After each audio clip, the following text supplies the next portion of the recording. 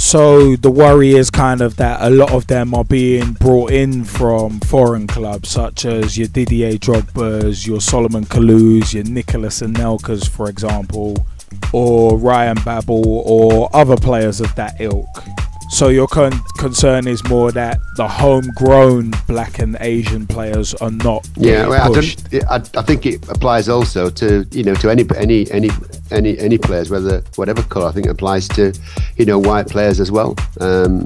They're getting, because there's in the Premiership, because it's such a sort of cash cow and everybody needs to get in the Premiership and no one wants to fall out of it. And if you get into the Champions League, you budget to be in the Champions League and you can't be out of it and so on. So, people aren't prepared to sort of wait. They can't play a waiting game anymore. So when a side gets promoted, they want to buy players immediately to try and retain their status. So that's why people are turning and looking for ready-made players rather than developing players through their academies and so on. So the only way to change that is to be able to manipulate the rules. So you have to have certain numbers of players that have come through your academy. Now they're starting to make some moves on that for the first time this year, with limiting the number of players, I think, to 25, 26 of which, but above that you can have as many players as you want under 21. So they are starting to recognise, I think, that things have just gone a bit too far, really. So do you think that the homegrown rule should be modified in terms of race, whereby you have to have a certain quota of Black and Asian players within a squad rather than just homegrown players? Because we've spoken on the show before about the homegrown rule not going far enough because of the ways you can get around it.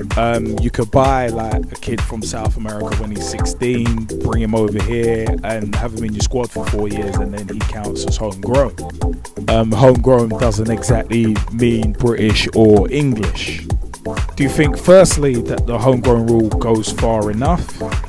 And do you think that it should be modified so that it's a certain quota of Black and Asian players from the home country, let's say England, as well? I don't think you could use that sort of positive discrimination in football. I don't think it would be accepted. I don't think it would work either. Because the argument is always that the cream rises to the top.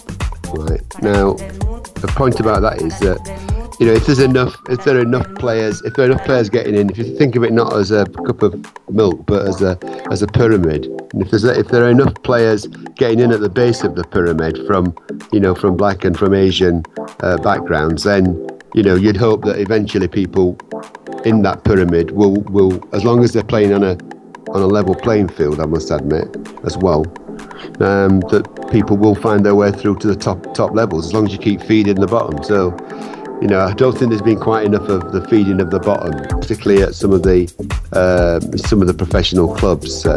It's common knowledge that the car parks these days are filled by 4x4s, of the parents and who have got kids at the academies and schools of excellence. So there's economic factors involved there as well. I mean, we do a lot of free or very cheap coaching rather than having to charge people £6 or £10 for a coaching session, because that mitigates against obviously disadvantaged communities, whereas many of the players that have been signed up for the academies are coming from relatively wealthy, often predominantly white families. So that's an issue that I think needs to be addressed as well. Oh, okay, so in terms of addressing that issue, do you think it's local FAs, or do you think it's the FA, the Football Association itself, that needs to start trickling rules and regulations down in relation to that?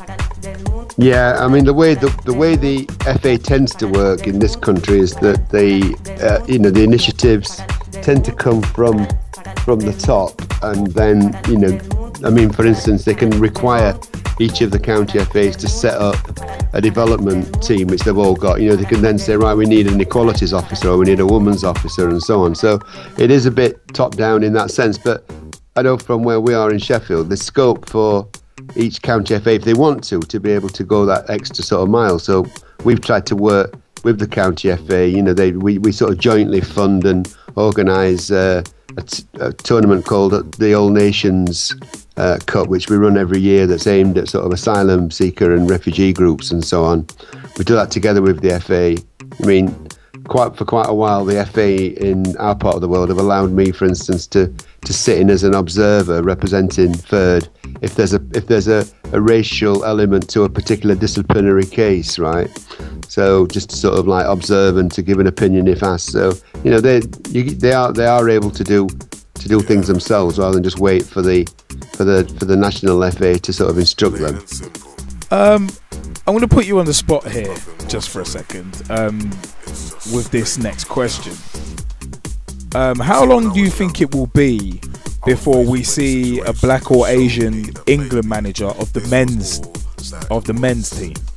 I was going to say, yeah, because Jebby said the men, because Hope obviously is doing well, isn't she, as the manager of the women's team.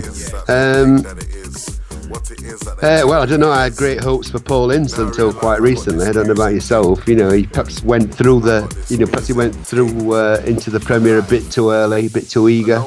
I thought you did the right thing going to Macclesfield and then Milton Keynes, you know, to learn his trade. I mean, it's hard to think of any English managers that are going to become managers of the England team, isn't it? You know, if you went to the Premiership, you'd find that virtually everybody is from abroad there or from Scotland. I mean, I think Chris Hughton's doing a great job at Newcastle actually, but whether he'd get an England job or not, I'm not so sure. I think that might be a while before that one. Like I said, I had a lot of hopes for Paul Ince, but his career seems to have stalled for the time being, doesn't it? Yeah, I mean, personally, I think it was kind of a shame with Ince because it might have been the case of a step too far too early. Because if you look at back in the 90s when Viv Anderson was at Middlesbrough, he was the assistant to Brian Robson back in the 90s. So at least he could kind of sit under the learning tree. And maybe it's that a black British manager would need to kind of study under the learning tree for a few years, then maybe get a chance at, say, a championship club. If he brings them into the Premiership, then that might be a better way of doing it. Yeah. Well, the other thing is that really, I mean, I think there have been some outstanding black England players through the years, right? And, you know, perhaps one way to look at it, I mean, for instance, the Germans, right, they appointed Jürgen Klinsmann, I think, without any background as a manager in the Bundesliga. They just sort of plucked him out. So it is possible. And someone like John Barnes, for instance, could have been plucked out to be groomed as an England manager, you know, without necessarily having to prove themselves in the Premier, or as in his case in the Scottish Premier. So, you know, there's a case for looking at the talented players and then seeing whether, like the Germans do, whether they you know, whether they'd be suitable at a national level without having to go down the route of being a club manager, which and that's what's mitigating. You know, I was searching then in my head trying to think of, well, who is there in the top two, you know, the Premier and the Championship, you know, who are the black managers there, you know, and like I say, outside of Chris Hughton, you're struggling, aren't you, really? Yeah, that's a really good point actually. I can't really think of any off the top of my head. It's a pretty poor state of affairs really when you think of the number of black players that have gone through the ranks of the England team, you know, over the last 15 years or so, and played at a high level. You know, probably the most highest profile successful black manager was probably Ruud Gullit, wasn't it, I suppose? Yeah, I mean, yeah, that stint at Chelsea where he won the FA Cup in the 90s, that's probably the best example that I can think of actually. It's probably the best example there is. Okay, well, I mean, as a last question, so what does the future hold for Football United's Racism Divides? Have you got any events on, or is there any big projects that we should know about? or have you kind of got any big plans that we should be aware of? Yeah, we've got loads of big plans.